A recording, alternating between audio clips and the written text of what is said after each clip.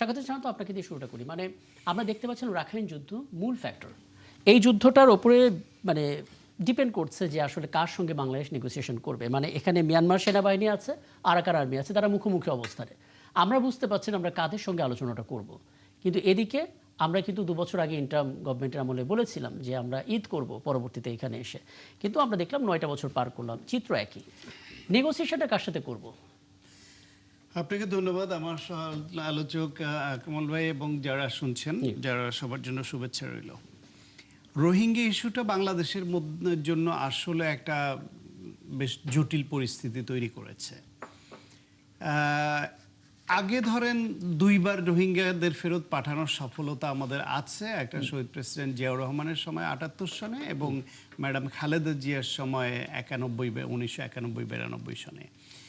এরপরে দীর্ঘদিন ধরে রোহিঙ্গা আমাদের দেশে এইভাবে আসার ঘটনা ঘটেনি। 2017 সালের দিকে ব্যাপক হারে আসতে শুরু করলো এবং লক্ষ লক্ষ রোহিঙ্গা ঢুকে পড়ে এখন 12-13 লক্ষ 1.2 মিলিয়নের বেশি রোহিঙ্গা আমাদের এখানে আশ্রয় নিয়ে আছে। এখন এইটা কিভাবে সমাধানটা হবে, দ্বিপাক্ষিক নাকি বহুপাক্ষিক? দ্বিপাক্ষিক হলে মিয়ানমারকে ট্রাস্ট করা যায় না, এই জান্তা সরকারকে ট্রাস্ট করা যায় না। আরাকান আর্মি তারা ক্ষুব্ধ হবে, আবার এদের সঙ্গে গেলে সরকারে যারা আছে তারা ক্ষুব্ধ হবে, বা এদেরকে আসলে ফেরতটা নেওয়ার কে নিবে? নিলে তো সরকারকে নিতে হবে। পাশাপাশি আবার ওইখানে চায়না একটা স্টেক হোল্ডার এবং চায়নার সঙ্গে মিয়ানমারের সম্পর্ক খুব ভালো। চায়না কি পজিশন নেয় সেটা একটা বিষয় এখানে জড়িত থাকে। আমাদের এখানে আন্তর্জাতিক ফোরামে যারা এই মানবাধিকারের কথা বলে, রোহিঙ্গাদেরকে বাংলাদেশে আশ্রয় দেওয়ার জন্য যাদের বিভিন্ন রকমের নসিহত করে তারা আছে, তারা আবার রোহিঙ্গাদের জন্য আর্থিক সহায়তা দেয় কেউ কেউ। কিন্তু এদের মানবাধিকার হরণ যে করছে মিয়ানমার, সেইখানে তাদেরকে কিভাবে ফেরত পাঠাবে আন্তর্জাতিক সম্প্রদায়ের সেই দিকে মনোযোগটা কম। এখন ধরেন এটাও আমাদের একটা সমালোচনার জায়গা, কিন্তু যদি মনোযোগ দেয় তাহলে বা কি হতে পারে? মিয়ানমার তো বিভিন্ন সময়ে আন্তর্জাতিক সম্প্রদায়, জাতিসংঘ কারো কোনো নির্দেশনার মধ্যেই থাকে না। কারো কোনো ইচ্ছারই তোয়াক্কা করে না তারা। সুতরাং সেই ক্ষেত্রে আন্তর্জাতিক সম্প্রদায় কি করবে? তাদের উপর বিভিন্ন রকমের অবরোধ আরোপ করতে পারে, সেটা তো অতীতে বহুবার করেছে। এখন এমন একটা দেশ এবং এমন একটা সরকার যারা এই আধুনিক বিশ্বে আন্তর্জাতিক নিয়ম কানুনের ধার ধারে না, এখন সে কারণে এটা জটিল হয়ে গেছে। ডক্টর মোহাম্মদ ইউনূসে এক হচ্ছে যে আওয়ামী লীগের সময় শুরুর দিকে আওয়ামী লীগেদের ঢুকতে দিতে চায় নাই, অমানবিক আচরণ করেছে। তারপর আবার ঢুকতে দিল যখন, তখন ঢলের মতো আসলো এবং সবই ঢুকতে দিল, থামাতে দিতে চায় নাই, কারণ তখন তাদের মনে একটা আকাঙ্ক্ষা তৈরি হয়েছিল এই শান্তিতে নোবেল পাবে। কিন্তু যার জন্য এই শান্তিতে নোবেল চাওয়া হচ্ছিল, তিনি যে দেশে অশান্তির রানী হয়ে উঠেছিলেন তার আগেই গুম খুন হত্যা হামলা মামলা, বিনা ভোটে থাকা, নানান রকমের নিপীড়ন আয়নাগর হিসাব করে তিনি বিশ্বে মানবাধিকার সংগঠন এবং ইউএস মানে স্টেট ডিপার্টমেন্টের রিপোর্ট, ইউরোপিয়ান ইউনিয়নের রিপোর্ট, সব কিছুতে সারা বিশ্বে তিনি ভিলেন হিসেবে পরিচিত হয়ে গেছিলেন তার আগেই। তিনি বাংলাদেশে যে অশান্তির রানী সেটা সারা বিশ্ব জানে। সুতরাং তিনি যে এই রোহিঙ্গাদের আশ্রয় দেওয়ার কারণে শান্তিতে পুরস্কার পাওয়ার কোনো যোগ্যতাই রাখেন না, এটা আওয়ামী লীগের ওই তেলবাজরা বুঝতে পারেনি এবং ওই তেল শেখ হাসিনাও খেয়েছিল। সেই তেলের খেসারত হিসেবে সবাইকে আশ্রয় দিল, তারপরে দীর্ঘদিন এইভাবে চলল।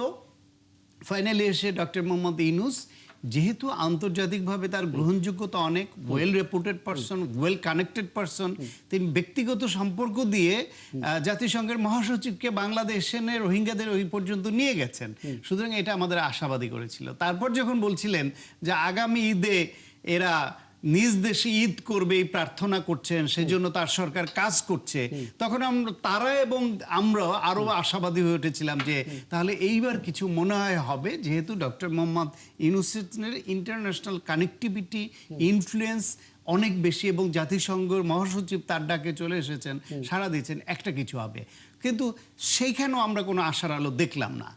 এখন বিএনপি একটি নির্বাচিত সরকার এসেছে, তাতে অনেকে আশা করছে যে আওয়ামী লীগের মতো এরকম জনভিত্তিহীন বিনা ভোটের সরকারও না, আবার ডক্টর মোহাম্মদ ইউনূসের মতো ইন্টারিম সরকারও না, এরা জনগণ দ্বারা নির্বাচিত 2/3 মেজরিটির একটা সরকার, সুতরাং এরা হয়তো কিছু করতে পারবে। কিন্তু things are not so easy. কারণ হচ্ছে ওই যে বললাম, মিয়ানমারের সঙ্গে নেগোশিয়েট করবে কোন পক্ষের আচ্ছা, সঙ্গে, আমি এটা নিয়ে কথা চায়নার বলবো। পজিশন কি হবে, হ্যাঁ, ইন্টারন্যাশনাল মানে বিভিন্ন স্টেকহোল্ডারের অবস্থানগুলো জানতে হবে। আমি এখানে একটু জানার চেষ্টা করি, মোস্তফা আকবর একটু বলবেন, মানে ডক্টর ইউনূস যে কমিটমেন্ট করেছিলেন, এটা আসলে কি শুধুমাত্র জনপ্রিয় হওয়ার জন্য বক্তব্যটা ছিল, নাকি আদৌ তিনি কোনো কাজ করেছেন দৃশ্যমান? মানে একটা ইন্টারিম গভর্নমেন্ট এই কমিটমেন্ট এত স্ট্রংলি করে ফেলতে পারেন কিনা যে আগামী ঈদ আমরা ওইখানে গিয়ে করব? কি বলবো? আমার মনে হয় না উনি জনপ্রিয় হওয়ার জন্য এটা করেছেন, কারণ রাজনীতিতে ওনার আগ্রহ নেই, আগেই প্রকাশ করেছেন, পরেও দেখেছি। আসলে বিষয়টা অনেক জটিল। উনি হয়তো জাতিসংঘ মহাসচিবকে নিয়ে এসেছেন, বা ওনার যে আন্তর্জাতিক পর্যায়ে ওনার যে গ্রহণযোগ্যতা বা যে যোগাযোগ, সেটার উপর ভিত্তি করে উনি যতগুলো কাজ করেছিলেন, যত পক্ষের সাথে উনি আলাপ আলোচনা করেছিলেন, তার উপর একটা আত্মবিশ্বাস হয়তো ওনার তৈরি হয়েছিল। সেই আত্মবিশ্বাসের ভিত্তিতে ওই কথাটা উনি বলেছিলেন। কিন্তু বিষয়টা শান্ত ভাই একটু আগে যেটা বললেন অত্যন্ত জটিল। দেখেন, এখানে কয়েকটা পক্ষ আছে। একটা পক্ষ হচ্ছে চীন।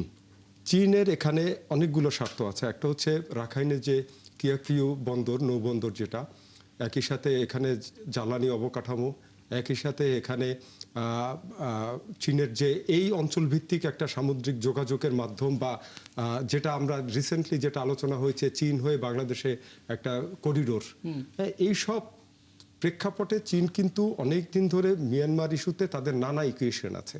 একই সাথে এখানে আছে ভারত। হ্যাঁ, ভারত কিন্তু পূর্ব পশ্চিমমুখী, তাদের যে পররাষ্ট্রর যে তাদের যে নীতি, একই সাথে বঙ্গোপসাগর কেন্দ্রিক ভারতের যে পরিকল্পনা, বা বঙ্গোপসাগর কেন্দ্রিক তার যে পররাষ্ট্র চিন্তাভাবনা, একই সাথে দেখেন আন্তর্জাতিক শক্তির ভারসাম্য, সব মিলে চীন ভারত বৈরিতা, সব মিলে এখানে ভারত একটা বড় পক্ষ। একই সাথে দেখেন আসিয়ান একটা এখানে ফ্যাক্টর। মিয়ানমার আসিয়ানের সদস্যভুক্ত রাষ্ট্র, তারা তাদের সদস্য রাষ্ট্র হিসাবে মিয়ানমারকে নানাভাবে রক্ষা করতে চায়, সেটাও একটা ফ্যাক্টর। আমেরিকার এখানে একটা বিষয় আছে, সে মিয়ানমারের উপর দীর্ঘদিন ধরে অবরোধ দিয়ে রেখেছিলেন, এবং আমেরিকারও এখানে অনেকগুলো স্বার্থ আছে। হ্যাঁ, একই সাথে দেখেন জাতিসংঘ এখানে অনেকগুলো পদক্ষেপ নিয়েছে, কিন্তু কোনোটাই ফ্রুটফুল হয় নাই। এখানে চীন, আমেরিকা, ভারতের মতো শক্তিশালী রাষ্ট্র, সাথে একই সঙ্গে জাতিসংঘের হস্তক্ষেপ, সবকিছু মিলে কিন্তু কোনো কিছুই হচ্ছে না। কারণ হচ্ছে মিয়ানমার ইটসেলফ একটা ঝামেলার রাষ্ট্র। এখানে অনেকগুলো পক্ষ অনেক দিন ধরে যুদ্ধে, মানে গৃহযুদ্ধে ব্যস্ত। হ্যাঁ, এবং পরিস্থিতি কিন্তু উন্নতি হচ্ছে না। দেখেন, আমাদের কিন্তু 17 সালের 25শে আগস্টে যে ঢল আসলো সেটা ছিল 7 লাখ, এখন বেড়ে এটা 12 লাখ। এবং কিছুদিন আগে, 2-3 বছর আগে বোধহয় একটা হয়েছিল 3 লাখ রোহিঙ্গা তারা ফেরত নিবে, কিন্তু একজন রোহিঙ্গাও যায় না। তো সব মিলিয়ে পরিস্থিতি অত্যন্ত জটিল, এবং এই জটিলতার পেছনে আমাদেরও দায় আছে যে আমি একটা ওভারঅল ধারণা নিলাম। আমি 12টার পরে যখন ফিরে আসবো তখন এটা একটু বড় করার চেষ্টা করবো। ভাষাঞ্চলের কথাটা আমরা জানার চেষ্টা করবো, যে ভাষাঞ্চল বলে একটা জায়গায় সেখানে রোহিঙ্গাদের নিয়ে যাবে, এবং সেটা নিয়ে নানা ফলো করে আমরা কাভারেজ দেখেছি। আলটিমেটলি কি হলো সেটা নিয়ে একটু কথা বলার চেষ্টা করবো। অধ্যাপক ডক্টর বুলবুল সিদ্দিক, আপনি আলাপ শুনছিলেন, এবং দুটো বিষয় এখানে আসলে আটকে যাব। আপনার কথার মাঝখানে আমি হয়তো বিরতিতে যাব, কিন্তু আলাপটা শুরু করি। আমরা আসলে বিভিন্ন স্টেক হোল্ডারের কথা শুনছি, আমরা চীনের কথা, ভারতের কথা, আসিয়ানভুক্ত দেশগুলোর কথা, এবং যুক্তরাষ্ট্রের কথা শুনছি, যে এরকম বহুপাক্ষিক আলোচনার মাধ্যমে আমরা হয়তো রোহিঙ্গা প্রত্যাবাসনের কাজটা করতে পারি। আবার এটাও শুনতে পাচ্ছি যে কিছুই হবে না যদি না মিয়ানমার ঠান্ডা না হয়। মানে মিয়ানমার আর্মি, আরাকান আর্মি, তারা নিজেদের মধ্যে যদি এভাবে যুদ্ধে লিপ্ত থাকে, সলিউশনটা আসলে কিভাবে হবে? মানে আন্তর্জাতিক পরিমণ্ডলে আলাপ করেও কি কোনো লাভ হবে? আপনি কোনো পথ দেখতে পারেন কিনা? ইতিমধ্যে আমরা আমাদের সহ আলোচকদের মধ্য দিয়ে আমরা ব্যাকগ্রাউন্ড গুলো বুঝতে পারলাম। আসলে বিষয়টা অত্যন্ত জটিল। এখন প্রত্যাবাসনের ক্ষেত্রে আপনিও বললেন যে মিয়ানমারের যে যুদ্ধাবস্থা, সেগুলো একটা জটিলতা নিয়ে আসছে। এখন আমাদের আসলে কয়েকটা বিষয়ের দিকে নজর দিতে হবে আমার যেটুকু মনে হয়। সেটা প্রথমত হচ্ছে চীন যে প্রস্তাবটা এখন করছে আমাদের এখানে, যে বাংলাদেশ, চায়না, মিয়ানমার যে করিডোরের কথা যেটা আছে, সেই করিডোরের বিষয়টা যেহেতু চীনের একটা বড় আগ্রহের জায়গা, আমার মনে হয় যে এইখানে আমাদের একটা নেগোশিয়েট করার, দর কষাকষির একটা সুযোগ তৈরি হতে পারে, এবং সেই সুযোগটা আসলে আমরা যদি কাজে লাগাতে পারি যথাযথভাবে, তাহলে হয়তো আমরা চীনের সাথে, মিয়ানমারের সাথে একটা আলোচনায় আসতে পারি। আমরা এটাও জানি যে আমাদের মাননীয় প্রধানমন্ত্রীর চীন সফরের সময় আমরা দেখলাম যে চীন থেকেও একটা আবার চীনের সাথে এবং মিয়ানমারের সাথে তৃতীয় পক্ষ হিসেবে নেগোশিয়েট করার যে আগ্রহ তাদের আছে সেটা তারা প্রকাশ করলেন। ফলে চীন ফ্যাক্টরটা নিয়ে আমরা একটু কাজ করতে পারি, সেটা একটা বিষয়। আরেকটা হচ্ছে যে রাখাইন কেন্দ্রিক যে আমাদের কূটনৈতিক তৎপরতা, যেটা আমরা কখনো ভাবিনি, বিশেষ করে আমরা মিয়ানমারে কার সাথে যোগাযোগ করব, যেটা আলোচনায় আসলো। ফলে আমরা রাখাইন কেন্দ্র করে যদি আমাদের এক ধরনের কূটনৈতিক তৎপরতার কথা ভাবতে পারি, যেটা বৈশ্বিক পরিসরে আমাদের যে শক্তিশালী দেশগুলো আছে, আসিয়ান আছেন, এদের সাথে যদি আমরা আমাদের ক্রমাগত যে বহুপক্ষীয় কূটনৈতিক তৎপরতা বা সংলাপ যেটা আমাদের চালিয়ে যেতে হবে, তাহলে হয়তো কিছুটা চাপ প্রয়োগ করা এবং সেই চাপটাকে চলমান রাখা, এই দুটো জায়গায় আমাদের ক্রমাগত চাপ চালিয়ে যেতে হবে, যাতে করে যতটুকু সম্ভাবনা আছে সেটা যেন ভবিষ্যতে তৈরি হয়। সাথে করে আমি যেটা বলবো যে রাখাইন কিংবা মিয়ানমারে তো এখন আসলে প্রত্যাবাসনের কোনো সুযোগ নেই। ফলে আমাদের এই বিশাল অংশের যে রোহিঙ্গা জনগোষ্ঠী, তাদের দেখভাল করা, তাদের শরণার্থী শিবিরে যে তাদের যে চাহিদা এবং তাদের যে প্রতিদিনকার চাহিদা মেটানোর জন্য বাংলাদেশ হিমশিম খাচ্ছে, সেই জায়গা থেকে আমার মনে হয় পশ্চিমা দেশ এবং অন্যান্য দেশগুলোর মধ্যে আমাদের তহবিল সংকটের বিষয়টাকে নিয়ে আলোচনা আমি চালিয়ে যাবে। ব্যবস্থাপনার ইস্যুতে একটু পরে আসবো।